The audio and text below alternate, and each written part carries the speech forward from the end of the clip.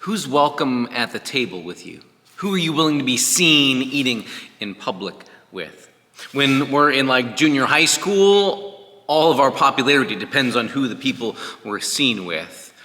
In the ancient world, especially the ancient Near Eastern world where Paul the Apostle lived and his Jewish and Gentile context was, who you were seen with and who you were willing to eat with said an awful lot about who you were and who you thought was acceptable. That's where the conversation is going to be taking us in this episode of Freed for Love.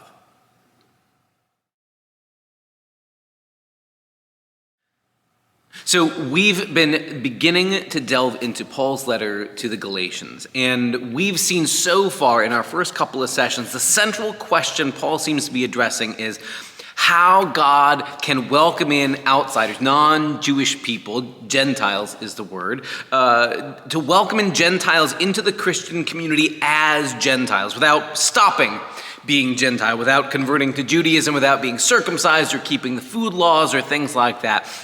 And this is a pretty big deal, right? Are we bound to a community? Do we belong in the fellowship of Jesus and his followers because we are like-minded enough, like that we share the same culture or food rules or dietary restrictions or, for that matter, language or things like that? Or were these outsiders welcome as they were? Did they have to stop being Gentile? Could they pray hard enough and make the Gentileness go away? Or were they welcome to be followers of Jesus as Gentiles? That's the driving question.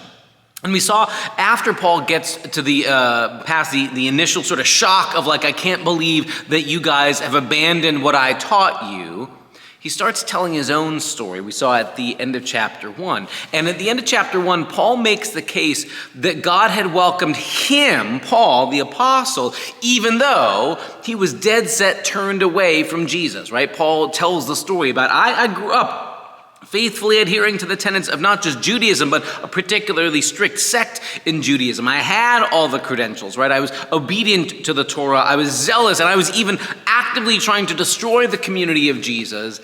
And yet, Paul says, Jesus got a hold of me. Jesus didn't wait for me to have things in the right order. Jesus didn't wait for me to have my heart turned toward him or for me to be well-behaved enough. Jesus grabbed a hold of me even when I was diametrically opposed to him and his movement, turned my heart toward him, pulled me into faith in him, and now made me a part of his movement. Paul sort of uses his own life story as a case study, right? If this is how God's willing to work, he's sort of laying the groundwork for, of course, God can bring in those outsider Gentile people. If Paul can be brought in when he's an enemy, well then of course, even people who've never heard of Jesus, who are Gentile outsiders, of course, God's able to bring them into faith as well. So Paul has sort of laid the groundwork with his own story.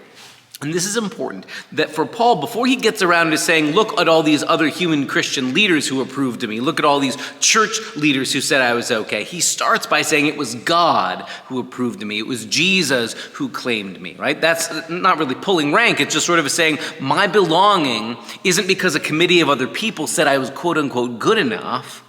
My belonging comes because God in Christ claimed me, chose me, pulled me into faith. That's huge. And then once he said that, he can tell the rest of his life story as an early Christian leader and says, well, eventually, I did come and meet with some of the leaders, some of those original Jerusalem area church leaders, James and Peter and people like that. And he tells them that this is the message I've been preaching. He shares with them, here's what I understand the gospel to be. He doesn't give a whole lot of background of how he got that knowledge.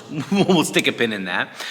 But he says that they all approved of what I said. They said, yeah, I had the gist. I understood what the gospel was. And, Paul says, they realize, and I realize, that the same God who had sent Simon Peter to go bring the good news of Jesus to, say, the Jewish community in Jerusalem and around there, that same Jesus had commissioned me to bring the gospel, the good news of Jesus, to the outsider, to the Gentile community.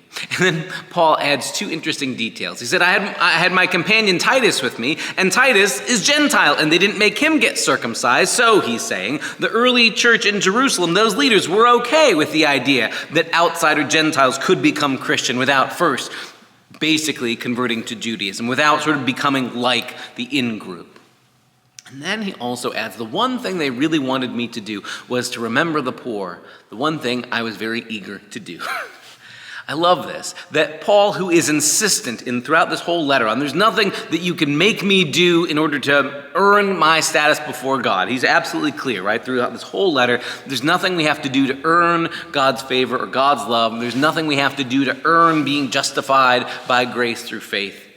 And yet, Paul says, of course, we're called, nevertheless, to care for those who are most in need. That's a really big thing, that for Paul, being justified by grace through faith goes hand in hand with we care about the needs of those who are most vulnerable. So that sort of lays the groundwork as we head into chapter 2. Paul has said, first and foremost, it's God who said I belong. It's God who claimed me, and nobody else needed to be in on that decision. No other committee had to approve me or say I was good enough. But when I did eventually meet with those other human leaders in the early Christian church in Jerusalem, they did approve of me. They did recognize that what God had authorized me to do was correct. They verified.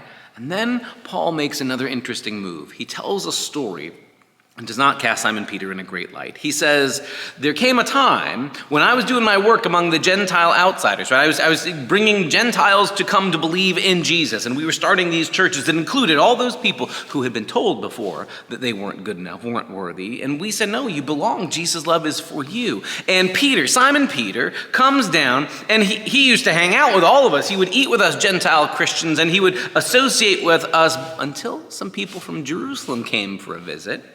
And all of a sudden, he starts acting holier than thou. He starts acting like, oh, I won't associate with those people. And he would only hang out with his own fellow Judeans. And Paul said, I had to tell him off to his face. How can you, in practice, eat like the Gentiles, hang out with the Gentiles when nobody else is watching, when it's relatively safe to do that, but when you have to go on record publicly in front of other people and say, God's love is for them too. Jesus is for these Gentile outsiders too. All of a sudden, that becomes too controversial for you. Paul calls them out and basically says, if you're willing to recognize that God's love includes these people, you have to be willing to say it out loud to everybody. And if we're going to start with the recognition that God doesn't put any strings or conditions, that these Gentile outsiders are welcome to be followers of Jesus as they are, without stopping being Gentile, without denying their nationality or culture or background or language, but they can be followers of Jesus as they are. If we can see that God can do that, then you're going to need to be a voice in the church community, telling other church leaders that God's love includes them as they are. They don't have to stop being Gentile in order to find a place at the table. In other words, if we're going to say we are the people of God, and God says somebody is acceptable, we're going to have to accept God's opinion of those people, even if that pulls us out of our comfort zone. That's the stakes Paul has in mind. And all throughout this whole letter, he's concerned about how God welcomes in people previously deemed unacceptable and pulls down the barriers that used to keep us separated one from another, like the cool kids and the uncool kids at the lunch table. God's setting a whole new kind of table where all kinds of people are welcome. In the first century, the question is about whether Gentiles are going to be welcomed in. But to be honest, for the last 2,000 years, we keep wrestling with new ways of deciding who's outside and who's inside, who's worthy and who's not worthy. Paul's words keep telling us it's not a question of who I decide is worthy or not. If God has pulled somebody into relationship with Jesus, I'm going to have to accept that God accepts them. That's an ongoing challenge, and it's always going to mean that we are brought into contact with people whose faith is a little bit different from ours, whose traditions are a little bit different, sometimes whose language and culture or custom, whose way of life is different from ours in some way, and to say, if Jesus has brought them into relationship with him, then Jesus has also brought them to share a table with us as well. That's where our conversation is going this coming Thursday in our next session of Freed for Love as we study Galatians. We hope you can join us in person at 1 o'clock here at Community of Christ, or if you can't, keep catching up with these video recap sessions too. See you along the way.